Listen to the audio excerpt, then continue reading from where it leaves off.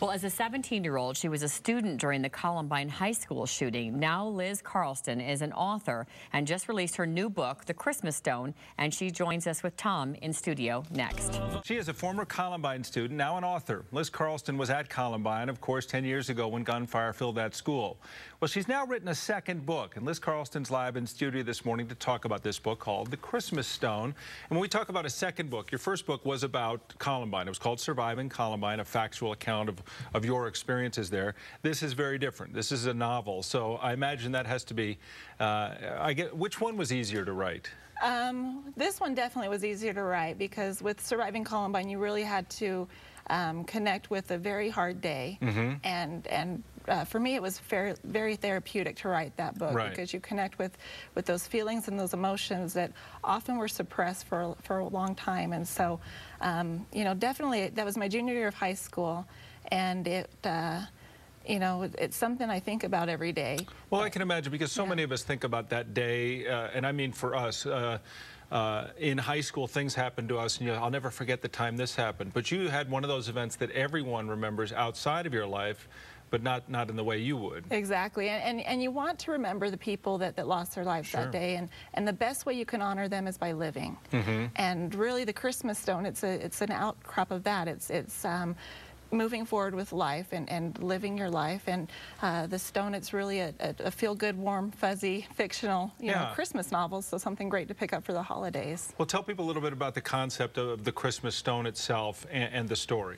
The story really, it's really a story about neighbors helping neighbors, and the story follows a plane crash at Christmas time, and it's the aftermath of people reaching in, helping, and it's, you know, some people carry a stone or a coin or a token in their pocket to help them remember family or a virtue they wanted to improve on that day. And the stone is similar in the book, that it represents family, forgiveness, letting go. So some pretty strong messages. Some people, you know, will see those things they carry as lucky pieces, and sometimes it can also represent maybe a burden and you reflect on that in this book. Exactly, and all of us, we have burdens that we carry, hard things that we went through, lessons that we're still in the process of learning, and it's really an obligation for all of us, neighbors, friends, to look for those who are struggling and to reach out and help lift that burden, lift that stone occasionally, and do our part. You know, with the book, all of the royalty, so all I get for writing the book is going to Primary Children's Medical Center out in Salt Lake. Terrific. And that really is an outcry, you know, families having a tragedy of a sick child or something unexpected, but yet there are resources and people willing to help.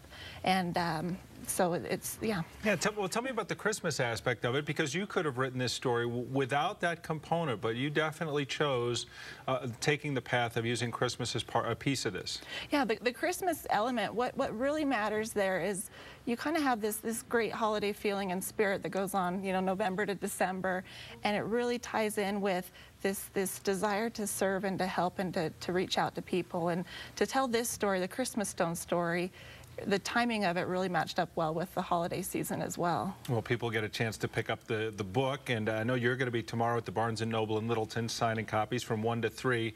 And for people who knew you here, catch us up a little bit. What are you doing now? Well, at the moment, I'm working out in Salt Lake, and I've been there the last 6 years. I finished up my degrees over at BYU and the University of Utah for my MBA, and so education, work, and you know, fighting the fight. Well, good. Well, again, people get the opportunity. You can pick up the Christmas Stone, and Liz is going to be there at the Barnes & Noble in Littleton from 1 to 3. That's tomorrow. And again, for every book sold at the Littleton store, Liz is going to match the Primary Children's donation, so that'll even maximize that further and give that to the Children's Hospital in Denver. Liz, it's great to see you. You too. I appreciate it. Good luck with the book. Thanks very much. Thank you so much.